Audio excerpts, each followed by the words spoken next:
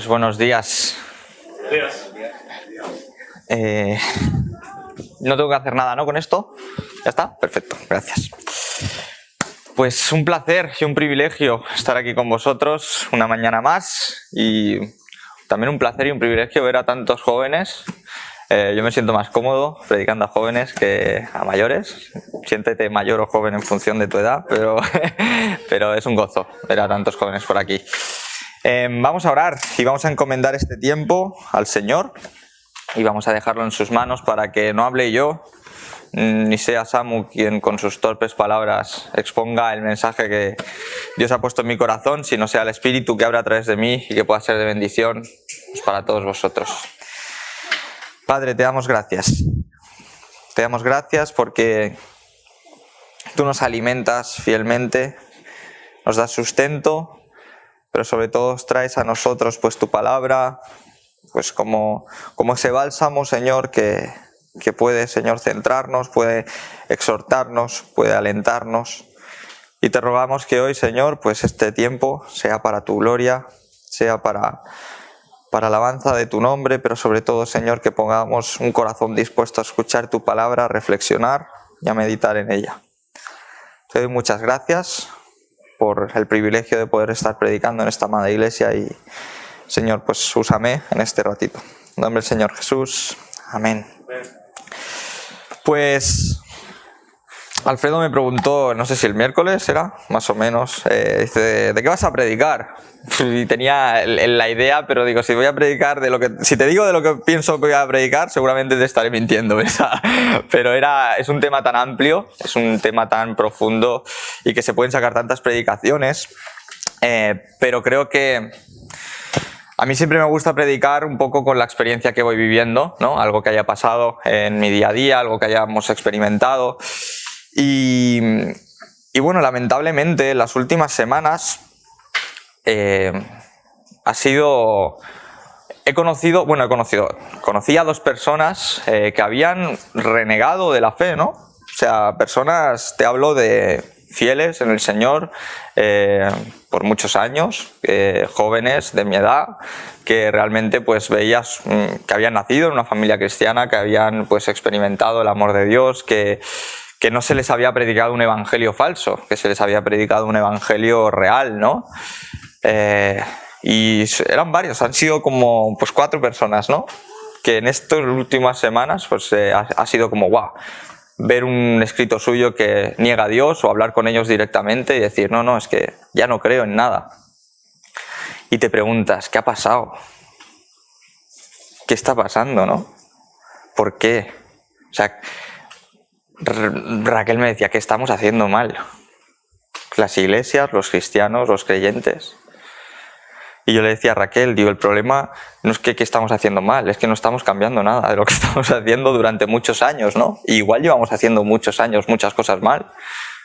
En la manera de exponer el evangelio, de exponer a Dios. Y creamos falsos cristianos, falsos siervos o fieles de Dios, que luego cuando pasa el tiempo, esa carcoma, ese bicho que está dentro ¿no? Que parece que todo es postureo, como diríamos ahora los millennials, de repente todo cae, se derrumba y se ve lo que hay realmente, ¿no? Que está todo podrido por dentro y que la fe que había era falsa. Y me impactó mucho esto y realmente había 2 de estas personas que las quiero mucho y que voy a estar orando mucho por ella para que el Señor, ¿no? Use lo que sea para que puedan recapacitar en las decisiones que están tomando. Y meditando en esto, fui al pasaje de Mateo, capítulo 27, y me gustaría que me acompañarais. Porque creo que algo importante para poder tener una fe firme y una fe sólida en la palabra de Dios, algo importante, primordial, es ser conscientes de lo que es el pecado a los ojos de Dios. Es un primer paso, ¿no? O sea, decir, ¿qué es el pecado? ¿Qué es lo que yo he hecho y cómo he ofendido yo a Dios, a qué nivel. Porque muchas veces los que venimos de familias cristianas, igual no hemos llevado una vida de pecado, ¿verdad?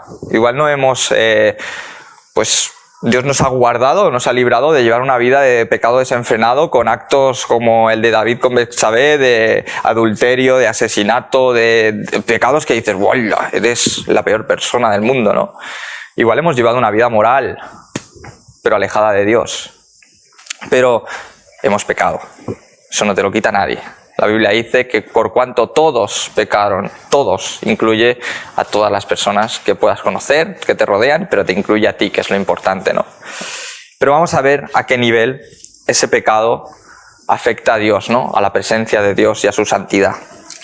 Y el momento que para mí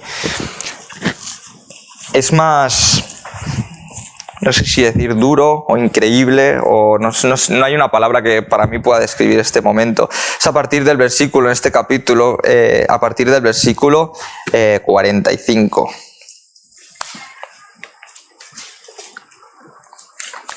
Mateo, capítulo 27, perdón, ¿he dicho 26 o 27? 27. 27, a partir del versículo... Bueno, vamos a leer, perdón, desde el 32. Vamos a leer desde el 32. Dice, cuando salían, hallaron a un hombre de Cirene que se llamaba Simón. A este obligaron a que llevase la cruz. Y cuando llegaron a un lugar llamado Gólgota, que significa lugar de la calavera, le dieron a beber vinagre mezclado con hiel. Pero después de haberlo probado, no quiso beberlo. Cuando lo hubieron crucificado, repartieron entre sí sus vestidos, echando a suertes para que se cumpliese lo dicho por el profeta. Partieron entre sí mis vestidos y sobre mi ropa echaron suertes. Y sentados le guardaban allí. Y pusieron sobre su cabeza su causa escrita: Este es Jesús, el Rey de los judíos. Entonces crucificaron con él a dos ladrones, uno a la derecha y otro a la izquierda. Y los que pasaban le injuriaban, meneando la cabeza y diciendo: Tú que derribas el templo y en 3 días lo reedificas, sálvate a ti mismo. Si eres hijo de Dios, desciende de la cruz. De esta manera también los principales sacerdotes, escarneciéndole con los escribas y los fariseos y los ancianos, decían: A otros salvó, asimismo no se puede salvar. Si es el Rey de Israel, descienda ahora de la cruz y creeremos en él. Confió en Dios, líbrele ahora que si le quiere, porque ha dicho: soy hijo de Dios. Lo mismo le injuriaban también los ladrones que estaban allí crucificados con él. Y desde la hora 6ª hubo tinieblas sobre toda la tierra hasta la hora 9. Cerca de la hora 9, Jesús clamó a gran voz diciendo: Elí, Elí, lama sabactani. Esto es: Dios mío, ¿por qué me has desamparado? Alguno de los que estaban allí al oírlo, a Elías llama a este. Y al instante, corriendo uno de ellos, tomó una esponja y la empapó en vinagre y poniéndolo en una caña le dio a beber. Pero los otros decían: deja, veamos si viene Elías a librarle. Mas Jesús, habiendo otra vez clamado a gran voz, entregó el Espíritu. Es el momento de tu salvación, este momento, ¿no? Es el momento de la redención de los pecados. Es un momento que incluso los cristianos podemos ver como un momento emotivo, pero a la vez es un momento atroz. Siendo ayer el Día del Padre, vamos a ponernos primero en una situación, en el momento histórico, y quiero que veamos este momento desde el Padre y el Hijo, ¿no? Que cojamos la Trinidad y podamos separarlo, cómo lo estaba viviendo este momento el Padre en los cielos y cómo estaba viviendo el Hijo. Imagínate como padre y jóvenes, cuando seáis padres, si Dios os permite esa bendición, vais a flipar, porque vais a comprender muchas cosas de cómo es el amor, ¿no? El amor que tienes por un hijo es increíble, es natural, pero sobrepasa todo tipo de amor que puedas haber experimentado hasta ahora. Cuando te enamoras de una chica o te enamoras de un chico, pues sientes esas mariposillas y es muy bonito, pero puedes asimilarlo incluso a una relación de amistad muy profunda, es un amor, pero cuando tienes a tu hijo en tus brazos, esa persona, ese hijo, esa personita, sobre todo cuando es pequeñito o cuando crece, te puede apuñalar que le sigues queriendo. Te puede hacer la vida imposible que le sigues amando. ¿no? Es un amor que sobrepasa la naturaleza, el amor que puedes tener por incluso una pareja, ¿no? Es muy diferente. Y el amor que sentía el padre por su hijo, pues era así. Y padres, ponernos en la situación de entregar a tu hijo sabiendo lo que iba a suceder, ¿no? Sabiendo lo que él iba a sufrir. No sé, a mí se me ponen los pelos de punta pensar que puedo dejar a Uziel un rato en una actividad que sé que lo va a pasar mal. Se me encoge el alma. Y igual que no le peguen, pero que lo pase mal. Ya como padre es como que lo vas a exponer a una situación horrible, ¿no?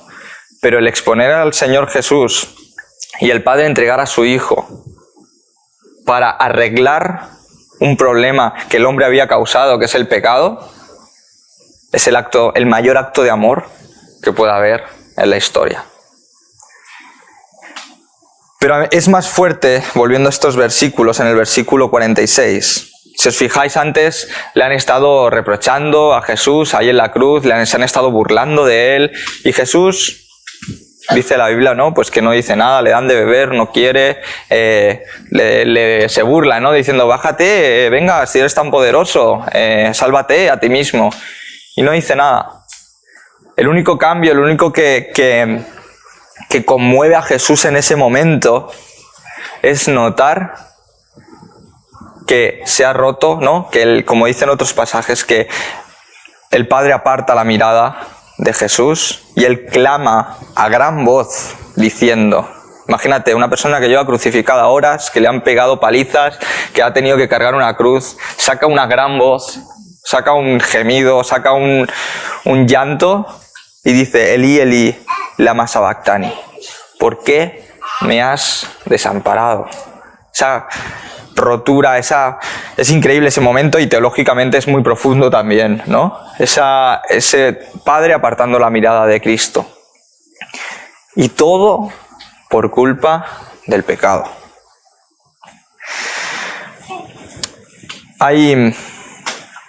No sé si sabéis lo que es los juegos de ética, ¿no? Estos de, si hay una vía del tren y hay 5 jóvenes que están jugándose la vida y están ahí, pero hay una manera de que una abuela que pase, si tú la salvas, si tú desvías el tren, atropellas a la abuela, pero los jóvenes tenían la culpa, ¿no? Y te ponen como en 2 situaciones de decir, ¿qué hago, no? Y tienes que decidir entre una y otra y son como, al final acaba muriendo alguien, seguro.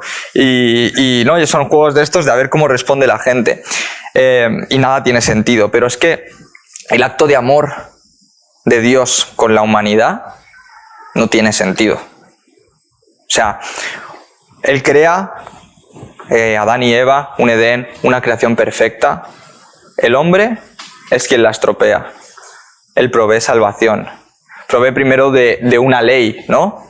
Para ver, ¿no? Para enseñarle al hombre y decir, venga, a ver si eres capaz de salvarte por ti mismo. Toma, aquí tienes la ley, cumple los mandamientos. Y los deja un porrón de años, para que intenten cumplir esa ley, ¿no? de Moisés. Les deja un montón. Y la ley demuestra que el hombre no es capaz de cumplir los mandamientos. Que el hombre adultera, que el hombre mata, que el hombre miente, que el hombre no cumple con al menos uno de los mandamientos durante toda su vida. Y esa ley, que es el veredicto, ¿no? Muestra el pecado. Y enseña a la humanidad de decir, no sois capaces por vosotros mismos, no sois capaces de salvaros incluso de lo que habéis estropeado, no sois capaces de hacerlo por vosotros mismos.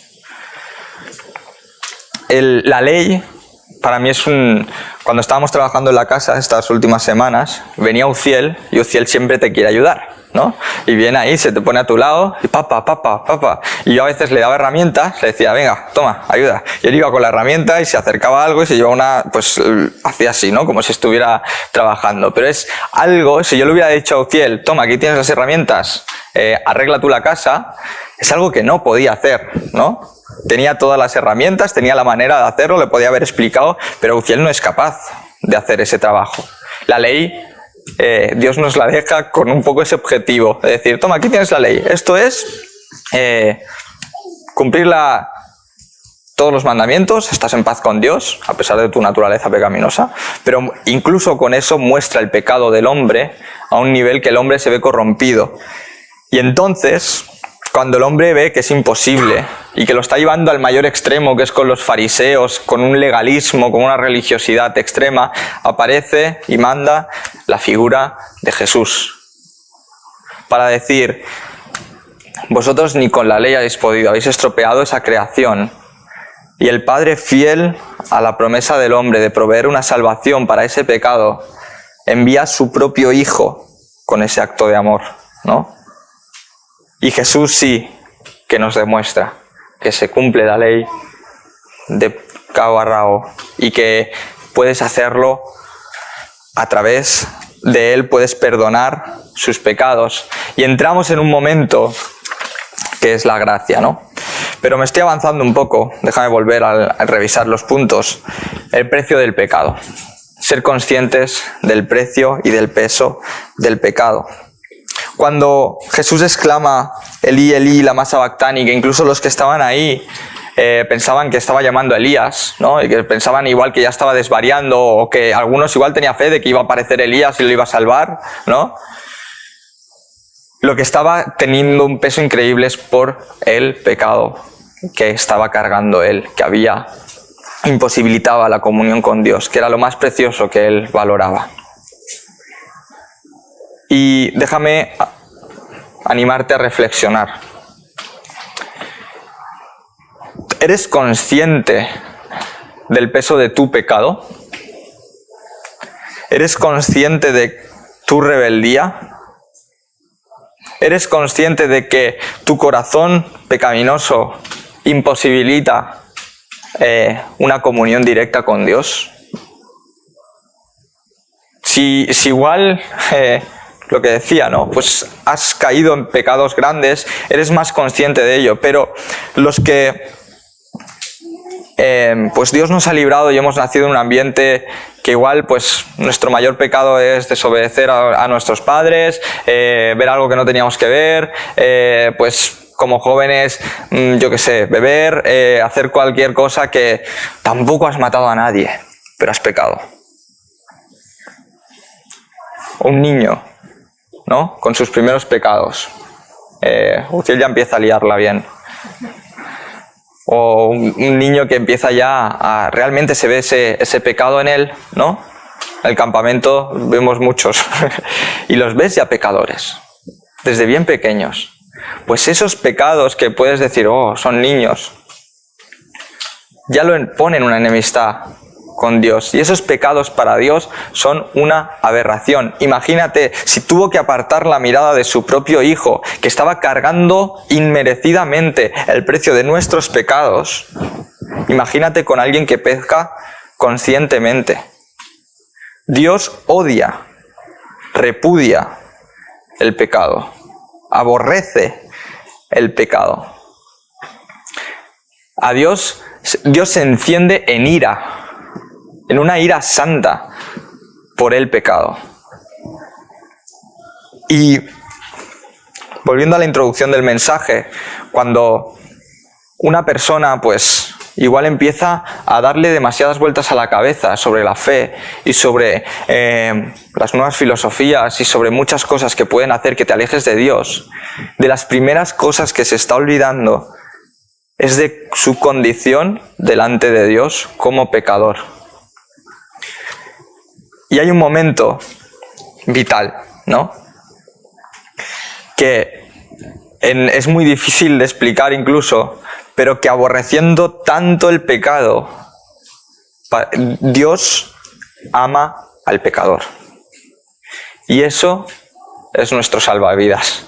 Porque si no fuese así, Dios perfectamente, en su santidad y justicia perfecta, Adán y Eva podrían haber pecado y podría haber dicho, pues ya está, vais a ser sujetos a esa nueva condición de pecado, igual que Satanás, igual que los ángeles, y sois condenados por vuestro acto.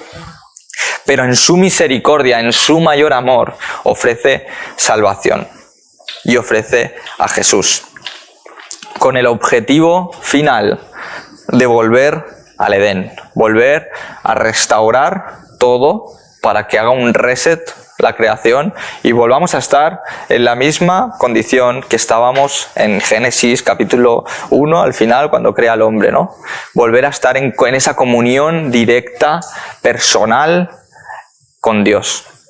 Y vamos a ver un poco qué involucra eso, ¿no? Acompañarme a Romanos capítulo 5.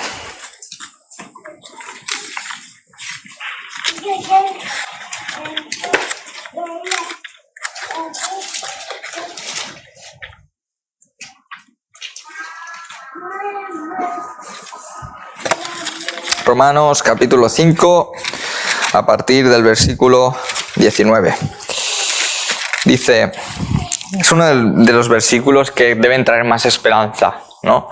A cualquier persona, pero sobre todo al cristiano debe ser un pilar este versículo, porque dice, porque así como la desobediencia de un hombre los muchos fueron constituidos pecadores, así también por la obediencia de uno los muchos serán constituidos justos. Pero la ley se introdujo para que el pecado abundase, mas cuando el pecado abundó, sobreabundó la gracia. Cuando el pecado abundó, sobreabundó la gracia. Y eso es el cambio, eso es lo increíble que hace Dios. Coger algo roto, coger algo estropeado por culpa del hombre y que cada vez se estropeaba más y que les da la ley y cada vez la ley, como dice ahí, mostró, ¿no? Porque así como la desobediencia, hombre, muchos fueron constituidos, así también por la obediencia de uno, los muchos serán constituidos justos, pero la ley se introdujo para que el pecado abundase, ¿no? Esa ley que muestra la condición ya extrema de pecado del hombre, esa aberración contra Dios. Eso ir sucio, estar sucio en la presencia del Señor, es decir, no podéis limpiaros por vosotros mismos. No puedes hacer nada, ni por obras, ni siendo la mejor persona del mundo, ni nadie, ni no pecando nunca porque ya has pecado por tu naturaleza. Sin embargo, donde abundó el pecado, abunda su gracia. Y meditando qué es la gracia, vamos a tocar varios puntos, porque sobre esa gracia, que es un regalo inmerecido, es cuando te ofrecen algo inmerecidamente, aunque pues incluso tú no lo quieras. O sea, alguien está teniendo gracia contigo, ¿no? Pues esa salvación, ese padre entregando a su hijo a la cruz, ese padre exponiendo a su hijo a lo que más aborrecía, es el mayor acto de amor, el mayor acto de gracia y misericordia por toda la humanidad. Y sobre esa gracia debe girar toda nuestra vida. Aprovecho para decirte, eres pecador. El pecado abunda en más o menos cantidad en tu vida, pero abunda, sobrepasa, sea poco, sea mucho. Eres pecador. Eso te hace estar separado de Dios. Eso te hace no poder tener una comunión directa con Dios porque Dios aborrece el pecado. Uno de los mejores ejemplos, a un abuelillo que nos encontramos hablando por la calle, de estos que ves así, bien vestidos, el típico abuelo español, ¿vale? O sea, traje un domingo en el parque sentado. El señor tenía un pañuelo de estos de tela en el banco puesto y estaba sentado encima del pañuelo, ¿sabes? O sea, no estaba ni sentado en el banco, era abuelico, el relojito, así, relojito bien del domingo seguro, había ido a hacer su recao. Un señor de estos que da gusto verle, ¿no? Y hablando con él, claro, él había pecado, pero no mucho, y Dios le iba a perdonar, porque no había pecado mucho, había sido bueno, que incluso en la fábrica, cuando él trabajaba, uno robaba, y bueno, te explica la típica historia, ¿no? de rencor. Pero Dios ahí puso palabra en mi boca y le dije, ¿no? ¿Su mujer tiene la casa muy limpia? Hombre, me dijo, mi mujer no se limpia el polvo no sé cuántas veces al día. El típico abuelo español que entras a su casa y todo está limpio y se limpia, hay una limpieza general cada día, ¿no? Y yo le dije, ¿y su mujer le dejaría entrar así como va vestido usted con un poquito de barro en el pie? En el zapato, con un poquito, un poquito solo, una mancha que ha pisado así de barro en el pie. Me dijo, ¿qué va? Dice, tú estás loco. Dice, me busco la ruina. Dice, no, porque mancharía toda la casa, ¿no? Pues eso es tu condición. Si ese barro fuese el pecado, Dios no te va a dejar entrar en su presencia. Dios no te va a permitir, no puedes estar en la presencia de Dios porque lo mancharías todo. Igual vas de barro hasta arriba. Y es más obvio, ¿no? Pero siendo de barro hasta arriba o solo un poquito que has pisado por culpa de alguien que no sé qué, no sé cuánto, estás en la misma condición. No puedes entrar sucio a la presencia de Dios. Él ofrece esa cruz, ese sacrificio para salvarte. Lo hemos cantado, fue por mí. Lo acabas de cantar, lo acabas de oír. Ese Cristo en la cruz estaba muriendo por culpa de tus pecados. Dios Padre estaba ofreciendo a su Hijo por culpa de tus pecados. Y esa gracia inmerecida es la que hace posible que tú, arrepintiéndote de tus pecados de corazón, clamando al Señor y diciéndole, límpiame de mis pecados, de muchos, de pocos, puedas acceder a su presencia, puedas acceder a una relación de padre e hijo. Y ayer, no solo dar gracias por tu Padre terrenal, sino dar gracias también por tu Padre celestial. Mi Padre, yo quiero mucho a mi Padre terrenal, pero mi Padre celestial suple también muchas carencias de mi Padre terrenal, ¿no? Yo como padre soy un padre con muchas carencias y espero que Uziel, aparte de este padre que lo intentará hacer lo mejor posible, tenga un Padre celestial que supla todas mis carencias, ¿no? A pesar de cuánto puedes amar a tu hijo, padres, pues nos equivocamos, estropeamos y debemos ir a nuestro Padre celestial para que nos ayude a amar a nuestros hijos, a explicar bien esto que acabamos de explicar. Porque las personas que os hablaba al principio son personas que tuvieron padres que estoy segurísimo que les explicaron bien el Evangelio. ¿Pero qué pasó? Y cuando ves eso, tiemblas. Porque dices, si no hago consciente a mi hijo, a mi amigo, a mi conocido, del peso que tiene el pecado para Dios y de que una persona pecadora está alejada de Dios, el Creador, no puedes luego seguir edificando, ¿no? Y cuántas veces cometemos errores en no explicar bien el Evangelio. Pero llega la gracia. Vamos a pasar página. Llega la gracia. Eres pecador, pero llega ese regalo inmerecido sobre el que debe girar toda tu vida. En la gracia no entra la religiosidad, no encaja. La religión que podemos crear inconscientemente, ¿no? Por costumbres, por maneras de hacer en casa, por opiniones, por convicciones personales que convertimos igual en dogmas, todas esas cosas. La gracia no entra ahí. No, porque en el momento que había más religiosidad, con el fariseísmo, ¿no? Que eran los religiosos por excelencia, llevados al extremo, es cuando viene Jesús y cuando acaba con todo eso, ¿no? Con esa hipocresía, esa falsa fe, esa fe podrida, ese árbol carcomido, que es un árbol que puede haber crecido. Los troncos que en casa mejor se cortan son los que están llenos de carcoma. Hay algunos que están podridos. El otro día cortando leña decía Raquel, uy, mira, este puedo yo. ¿Por qué? Porque estaba completamente podrido. Y un simple golpecito acabó con todo el tronco.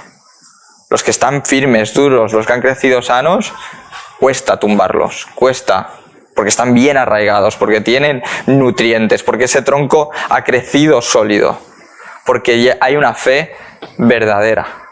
hay una fe sólida. Ha recibido ese árbol unos nutrientes, ¿no?, sólidos, buenos, provechosos de la tierra. Ha estado en una tierra, plantado, una tierra fértil, cuidada. Se le ha cuidado que ese árbol se le dé el sol, pero tampoco mucho que lo queme, ¿no? Se le ha fortalecido, pero se le ha fortalecido de verdad.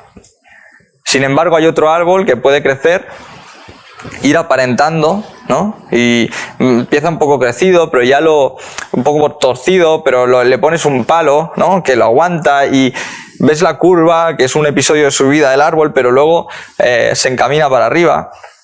Y vas viendo cómo el árbol hace y al final parece un árbol y todo.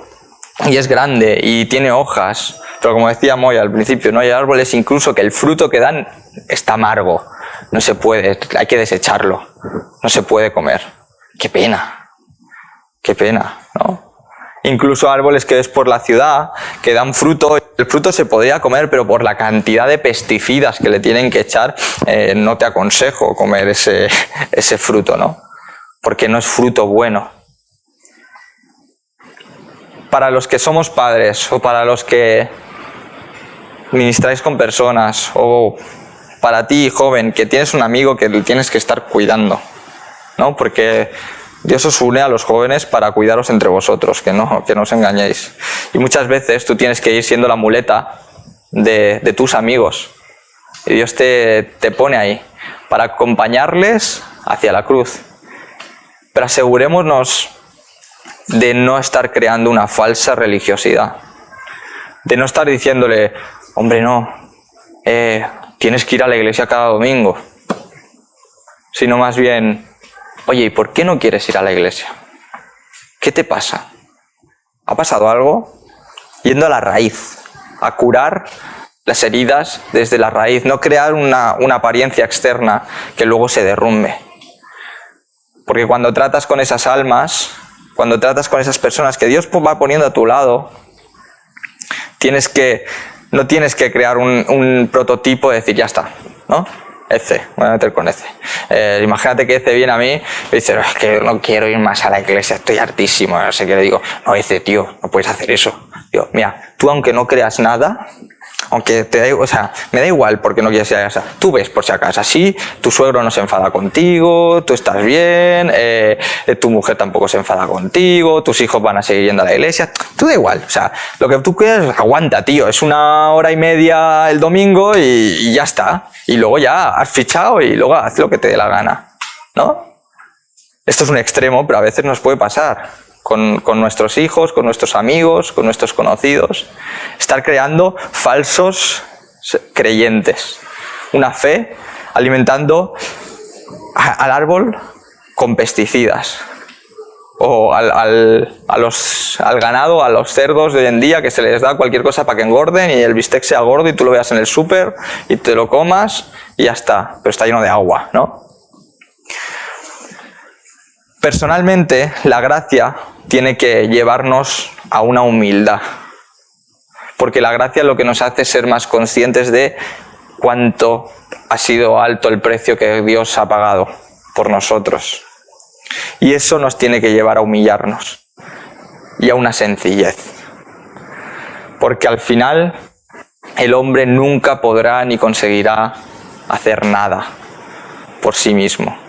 Lo único que hacemos es estropear la perfecta creación de Dios. Vamos a Romanos capítulo 5.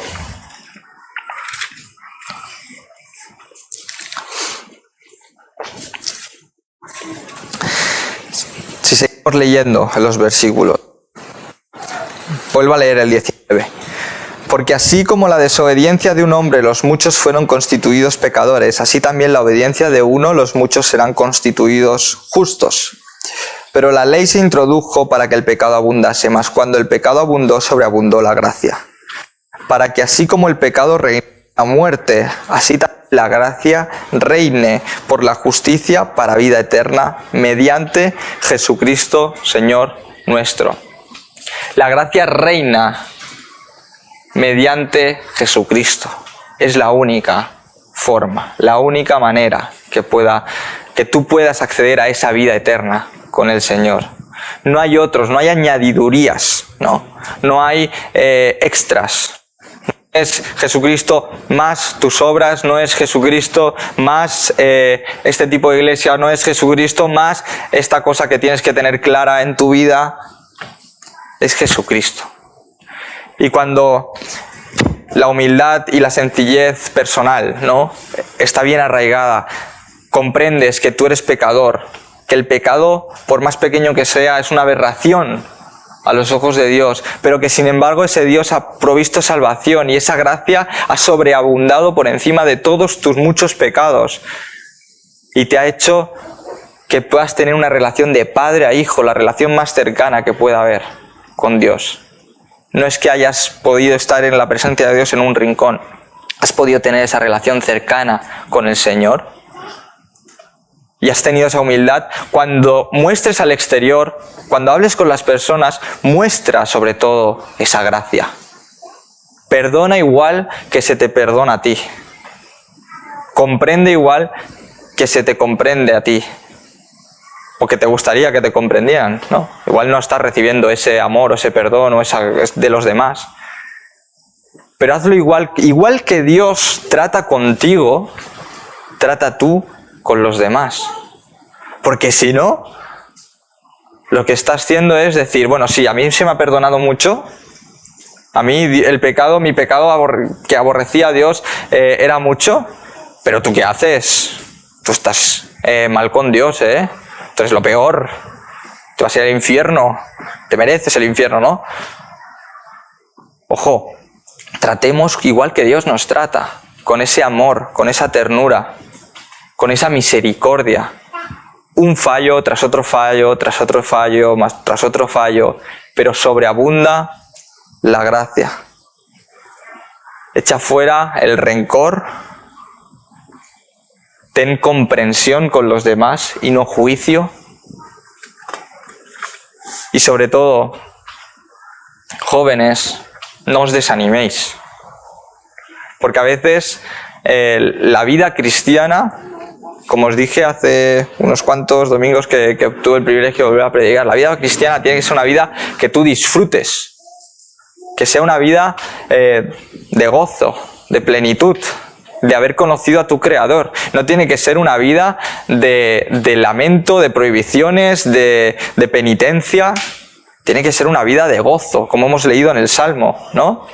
Ese gozo, renueva ese gozo de la salvación, ese gozo de cuando comprendes que eres pecador y que tu condición es absolutamente nefasta delante de Dios, pero que Él te ha perdonado.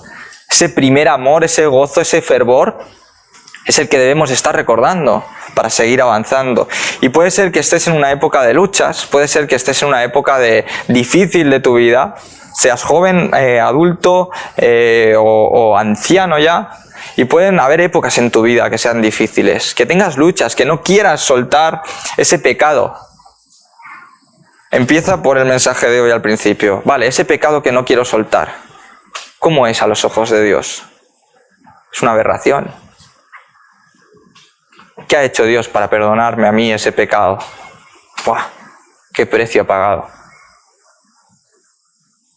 Ha enviado a su Hijo para morir injustamente.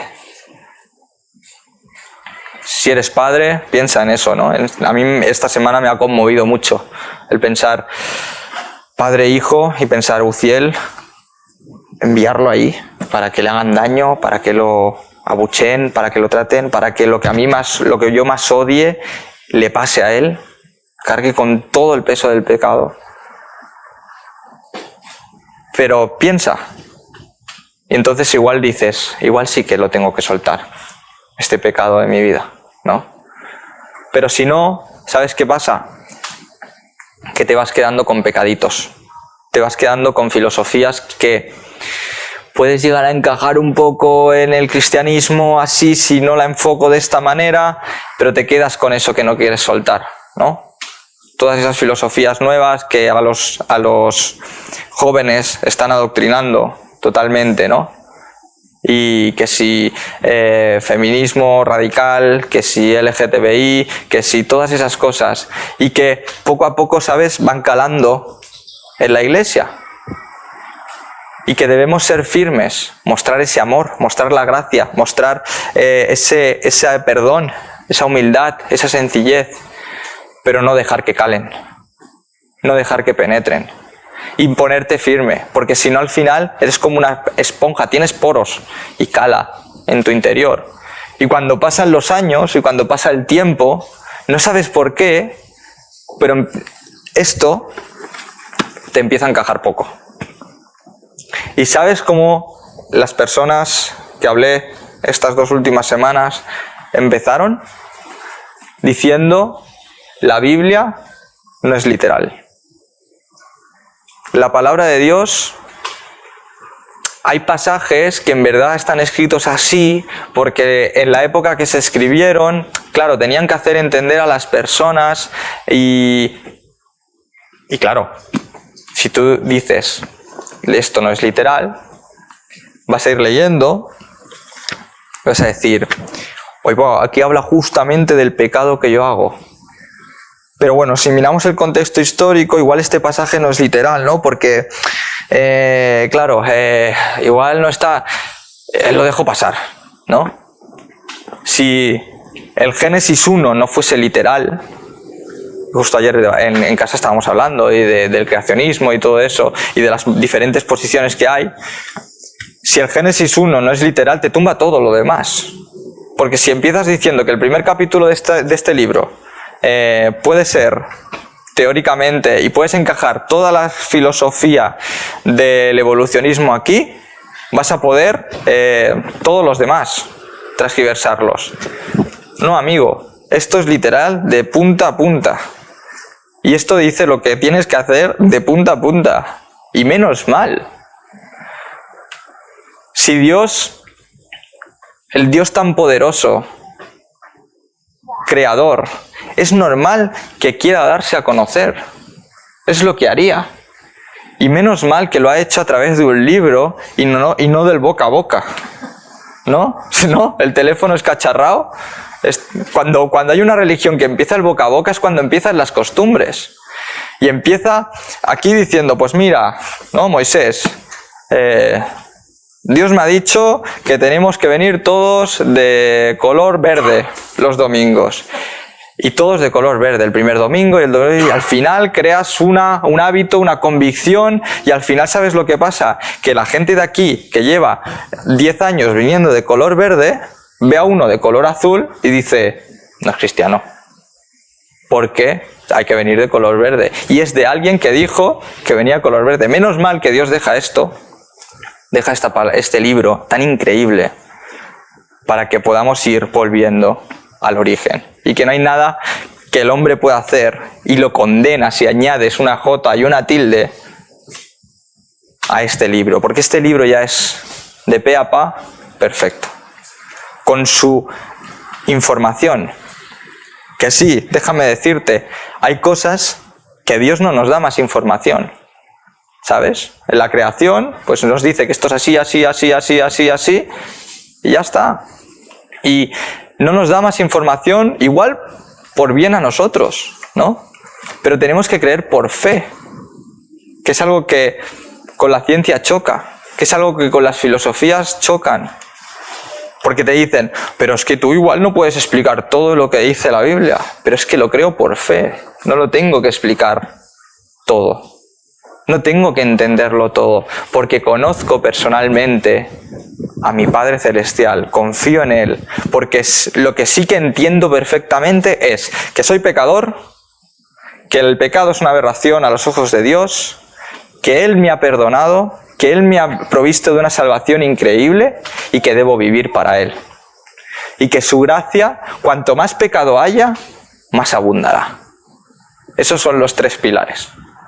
Ser consciente, concienciarse, arrepentirse y vivir para Él. Por su gracia.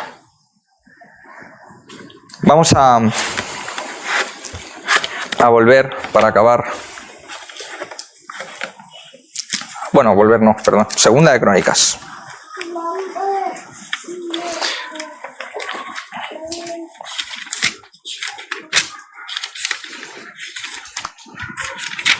Capítulo 20.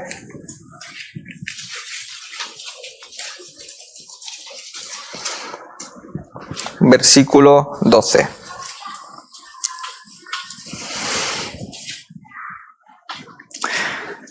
Oh Dios nuestro, ¿no los juzgarás tú? Porque en nosotros no hay fuerza contra tan grande multitud que viene contra nosotros. No sabemos qué hacer y a ti volvemos nuestros ojos. Y para acabar este pasaje, que pues estaban en una batalla, ¿no? Y viene una multitud. Y puede ser lo que tú estés experimentando, sea cual sea tu edad, ¿no? Que hay una multitud de filosofías, una multitud de pensamientos, una multitud de pecados, una multitud de deseos en tu vida, una multitud de ganas de... Todo va para que estés pecando contra Dios, ¿no? O vayas en contra de lo que Dios dice. Pero el versículo acaba: y a ti volvemos nuestros ojos. La batalla está, la guerra está. Pero lo único que puedes y debes hacer para mantenerte a flote es tener los ojos en Jesús, en Cristo, en Dios. Pedro, cuando empezó a caminar por el mar, ¿no? Cuando apartó la mirada de él, se empezó a hundir. Y las personas que quiero un montón, pero que han sufrido esto, han dejado de estar puestos los ojos en Jesús. Fue lo primero que hicieron. Dejar de mirarle a Él. Y empezar a mirar lo que rodea, muchas veces, a Dios. La falta de amor en las iglesias, un mal liderazgo, una persona que no aguantas, un error que comete una persona y que dices, mira. Y dejas de mirar a Dios para mirar lo que rodea a Dios, que es el hombre, ¿no? Con sus fallos, con su hipocresía. Y entonces es cuando empiezan a caer y empiezan a sembrar tus dudas. Pero es que mira, este que es cristiano, lo que hace. Pero es que mira esto que dicen que hay que hacer y es así. Tu árbol empieza a recibir nutrientes malos y empiezas a pudrirte por dentro, porque has dejado simplemente de poner los ojos en Jesús. Yo estoy asustado. Yo tengo miedo de no poder transmitir a mi hijo una fe real, una fe en Dios de verdad, de la que sirve. Porque lo llevamos haciendo así mucho tiempo. Y como os decía, si estamos cometiendo un error y las consecuencias empiezan a salir ahora de gente de nuestras iglesias que igual no eran realmente cristianos, es porque llevamos haciendo igual algo mal mucho tiempo, ¿no? Transmitamos con nuestra vida una fe verdadera. Que la gente que nos vea, que nuestros hijos, que nuestros amigos, que nuestros conocidos, que nuestros familiares vean en nosotros una fe real y no una religiosidad. El himno que estaba pidiendo, ¿no? Que Alfredo me ha hecho cantar. Dice, profundo es el amor de Dios, tan vasto, infinito, no se puede expresar lo que Dios ha hecho por nosotros. Por lo tanto, pongamos los ojos en Él. Si tienes dudas de tu fe, si tu fe tambalea o si no entiendes o comprendes algo, pídele al Señor que te muestre. Porque que crees que es un Dios injusto, pídele al Señor que te lo muestre.